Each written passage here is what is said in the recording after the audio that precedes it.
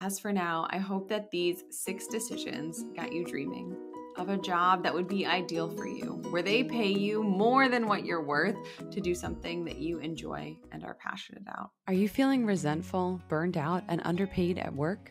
We have created a masterclass for you. It's called Beat Burnout and Build Wealth. 3 simple steps to scale your income without changing jobs or specialties. If you want to join us, here's how it works. Tap the link in the show notes or go to tracybingaman.com/masterclass. Choose a time that works for you. And then bring your A game to the masterclass and be ready to take notes and then take action. Doing nothing and not attending this masterclass results in nothing. And unless you take action, you'll keep earning that same below market value income, feeling resentful and burned out. Change requires action, and signing up for the Beat Burnout and Build Wealth Masterclass is the first best step to take. Head to the show notes or tracybingaman.com/masterclass to be the first to have access to your preferred dates and times and to find one that works for you. We'll see you there.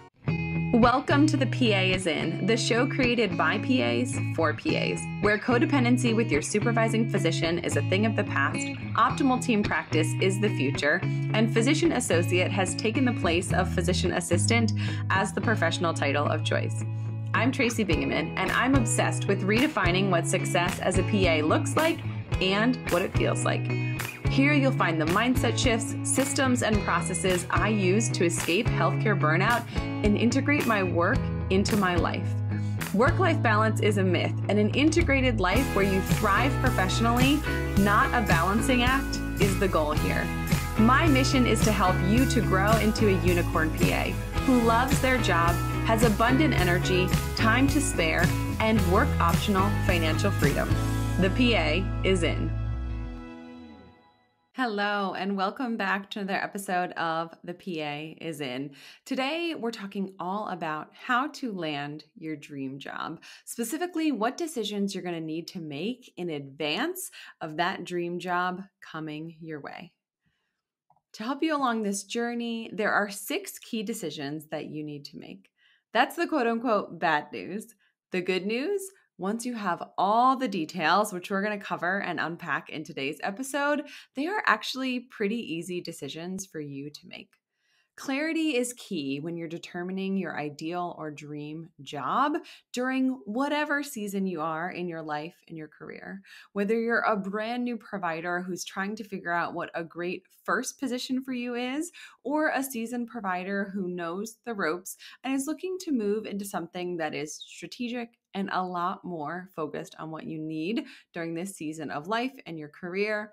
The answers that you come up with to these 6 questions will help you to cast a vision for what a successful job and what a dream job looks for you and what it feels like for you.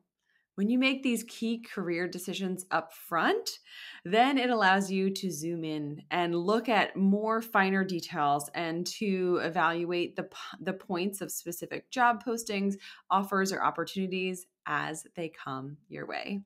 So without further ado, here are the 6 key decisions that you need to make in order to land and identify your dream job. Decision number 1. What will you do in your job? Specifically, what specialty or setting sparks the most interest and excitement for you? What is something that you would be eager and excited to go into work and do? One of the most powerful steps that you can take to kickstart a search for a new job or to evaluate whether a potential position or opportunity is a good one for you is to get clear on what exactly you want to be doing as a part of that new position. This one step is going to be the thing that puts everything else into motion.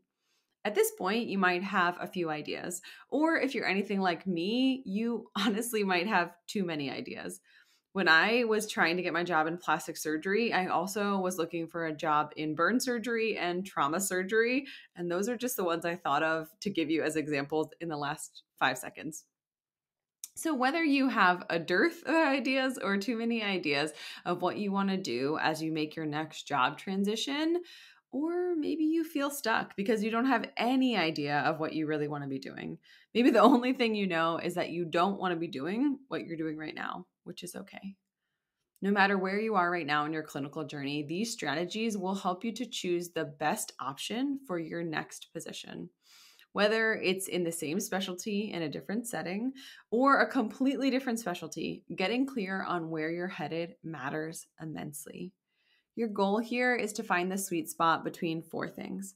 Now, I want you to imagine you're looking at a circle that's cut into four quadrants. So, what you're looking for is to hit the bullseye, to find a target which covers the following four things. That is what you know, what you want to earn, what you love, and what the market will support. So, first, your skills, know how, and experience. What do you know already? What do you already know how to do, take care of patients, do from a specialty standpoint, and what experience do you have? Number two, what do you want to earn? It might feel strange to be talking about money when I'm talking about your dream job, but making sure that you're well compensated for the work that you're doing really, really matters. Number three, what you love to do and the schedule that you want to have. Number four, the needs of the market in your area, or if you're looking to move online in the telehealth space. When you combine those four things, your skills, the pay, what you love, and the needs of the market, what falls into all four of those categories is going to be a really great place to aim when you're shooting for your next job. Are you a burnt out healthcare worker, busy mom, or someone just wanting to simply self-care as much as possible? I have an answer that will simplify your makeup regimen and give you that glow and confidence you deserve. Saint Beauty is custom makeup for your whole face that comes in one single compact. It's lightweight, quick, easy to use, and amazing for all ages and skin types. Best of all, you get a PA, my friend Alyssa, as your makeup bestie to help along the way. To simplify your morning makeup routine, head to the link in the show notes for your free color match consult with Alyssa. Decision number two. Let's talk location. Where will you do this job? Are you thinking about relocating? Do you want to go to one specific location and why?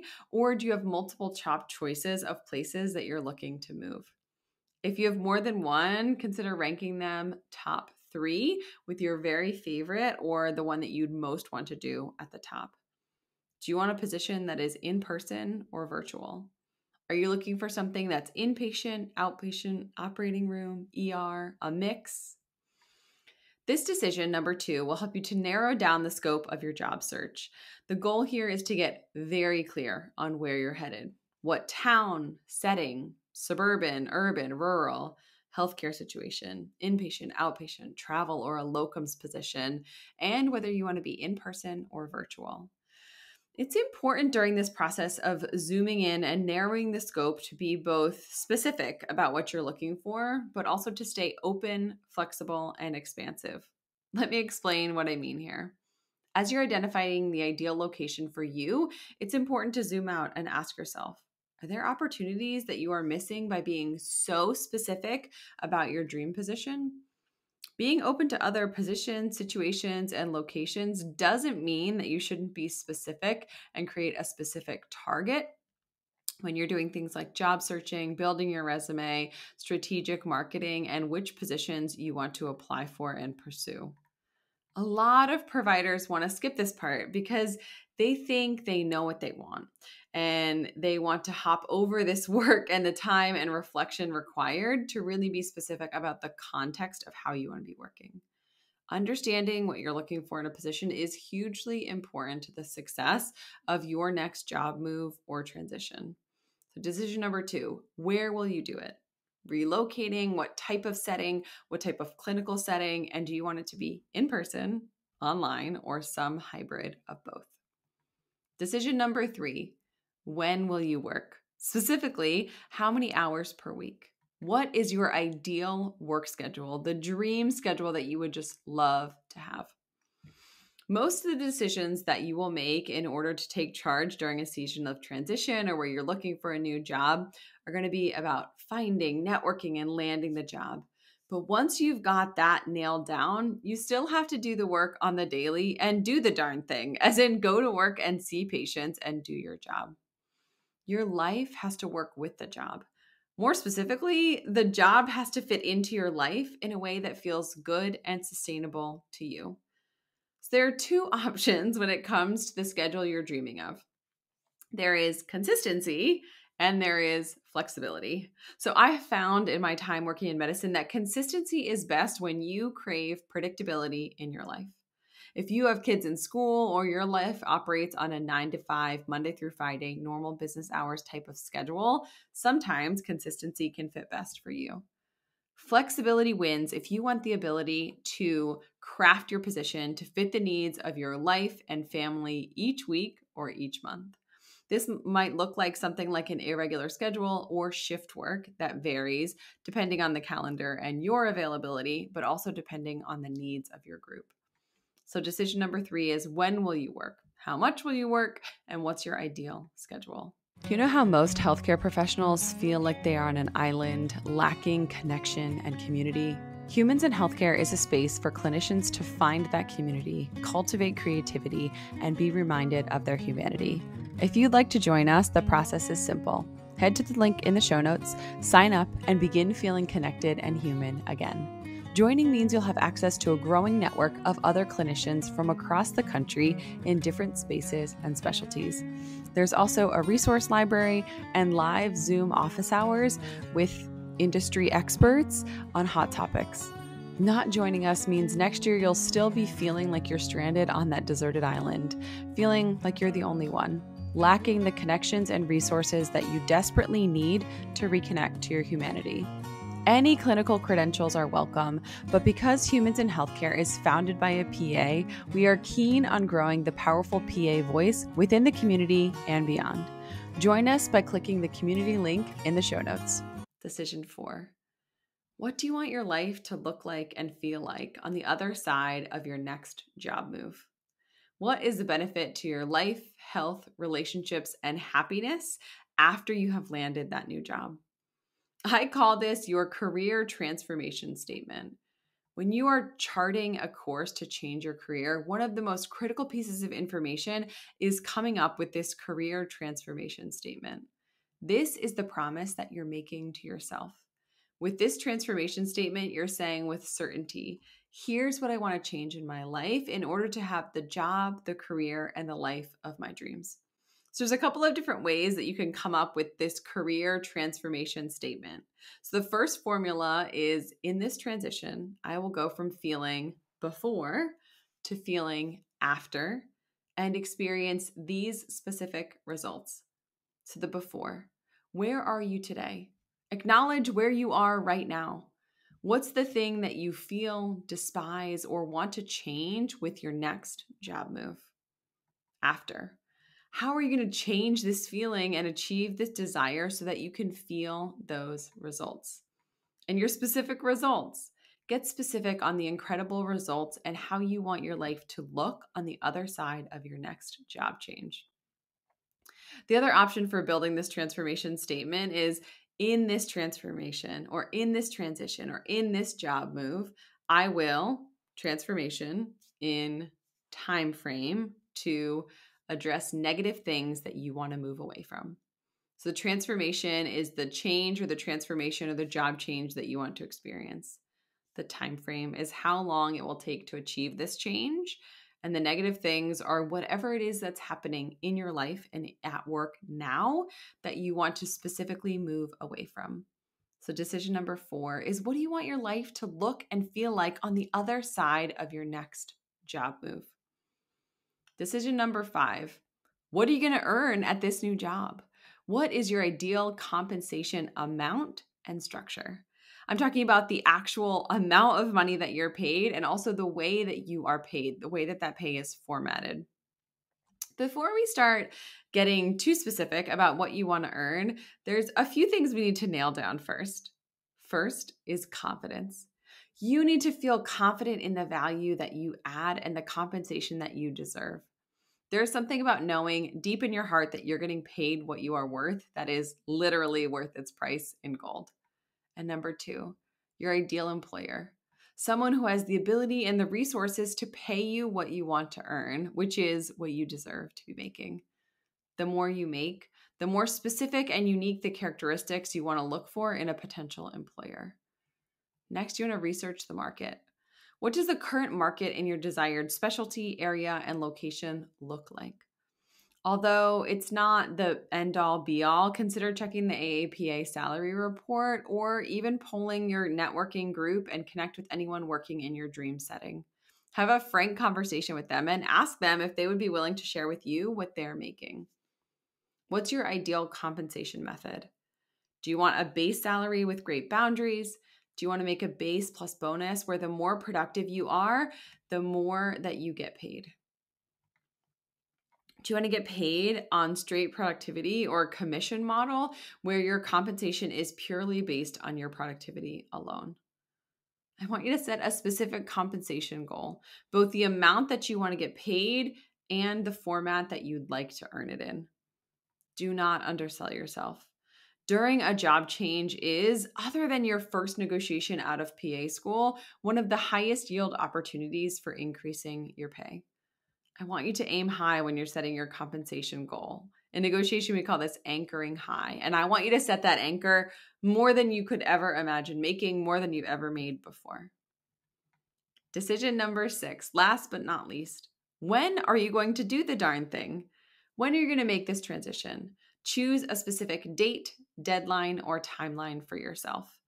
Before you start researching LinkedIn for job posts or attaching your CV to applications, it's more important to set a time frame and put some dates on your calendar. Declaring a deadline for this transition and giving yourself a framework for taking the steps we're talking about makes it real. When you decide in advance where you're going and when you're going to do it, you can move forward with confidence and ease. So here are 3 important dates I want you to consider when planning your next job move. When are you going to have your CV polished up and ready to share with the world by? When are you going to work diligently about networking, building your network, growing a strong network, and getting ready to leverage those connections? And when do you want to land the job? This last one, your date for landing the job, is last but certainly not least. And you want to think about landing the job and then the amount of time for credentialing and onboarding until you're really going to be up and running and working. You want to balance things like this strong desire to get out of where you are and land a new job like yesterday, and the other end of the spectrum, which is sort of being unhappy and staying in your current job indefinitely. Choosing a land the job date somewhere in the spectrum of 3 to 12 months from now will help you to set a specific deadline so that you know that you're going to do this thing not someday, because someday is not a date on your calendar, but picking a specific date where you can say, hey, how am I doing? Is my CV ready? Have I been aggressively networking? Have I shared with people that I'm open to work? And am I on track to meet that land a job date that I set? Because sometimes we feel stuck, but also leaving takes energy and planning and strategy. So we're going to talk more about how to land a new job, whether it's CV or LinkedIn or networking, in upcoming episodes. As for now, I hope that these 6 decisions got you dreaming of a job that would be ideal for you, where they pay you more than what you're worth to do something that you enjoy and are passionate about. That's all for today. This PA is out. Congratulations, you've just joined an awesome club. By listening to a full episode of The PA is In, you are officially on the Unicorn PA team. Welcome aboard. What most team members do is they subscribe to the podcast because that allows them to automatically get the latest episode of the show. The life of your dreams exists on the other side of taking action. Keep making small shifts and keep getting better. Your life will improve, your career will soar, and you will have the confidence you need to create your own success. I will see you in the next episode. This PA is out.